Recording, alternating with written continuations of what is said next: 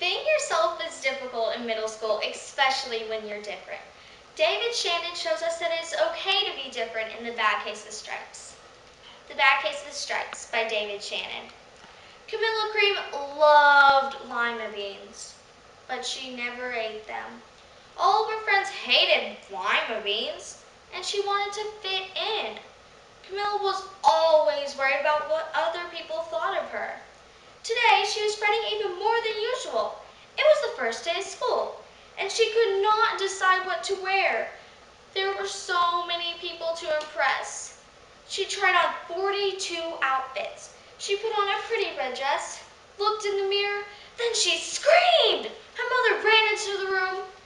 "Oh my heavens, you're completely covered with stripes. Do you feel all right?"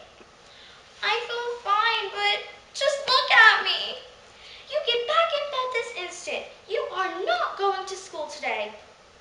Camilla was relieved. She did not want to miss the first day of school, but she was afraid of what the other kids would say. That afternoon, Dr. Bumble came to examine Camilla. "Most extraordinary. I've never seen anything like it. Are you having any coughing, sneezing, runny nose, aches, pains, chills, hot flushes, dizziness, drowsiness, shortness of breath, or uncontrollable twitching?"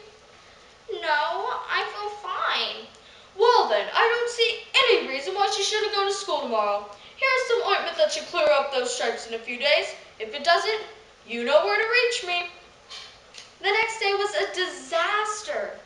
Everyone at school laughed at Camilla. They called her Camilla Crayon and Night of the Living Lollipop. She tried her best to act as if everything was normal. But when the class said the Pledge of Allegiance, her stripes turned red, white, and blue, and she broke out in stars. The other kids thought that this was great. One yelled out, "Let's see some purple polka dots!" And sure enough, Camilla turned all purple polka dotty. Someone shouted, "Checkerboard!"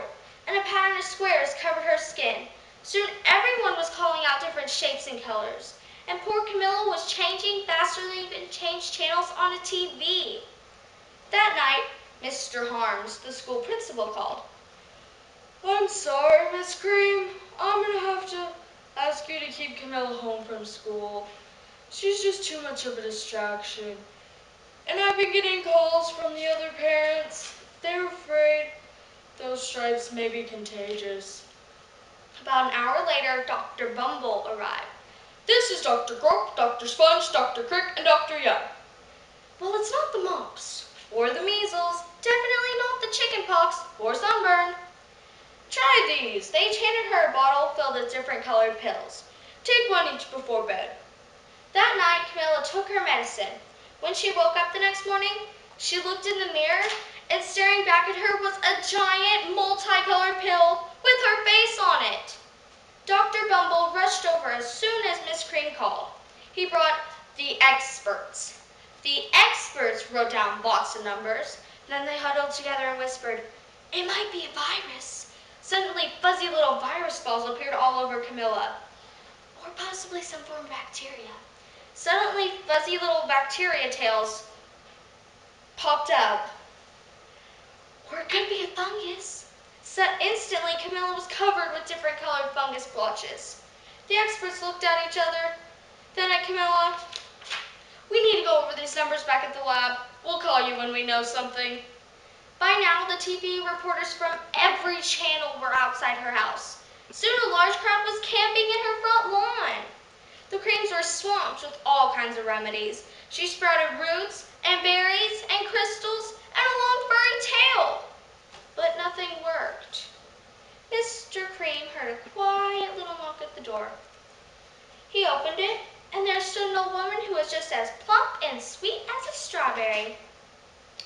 "Excuse me, but I think I can help. These might do the trick." "Are those magic beans?"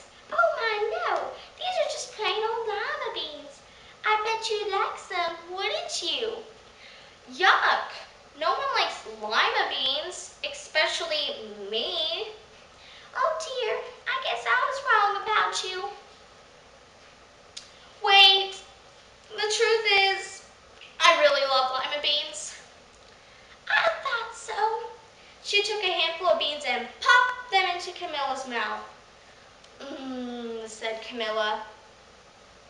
There stood Camilla, and everything was back to normal. I'm cured! Yes, I knew the real he was in there somewhere. Afterwards, Camilla wasn't quite the same. Some of the kids at school said she was weird, but she didn't care a bit. She ate all the lima beans she wanted. She never had a touch of stripes again.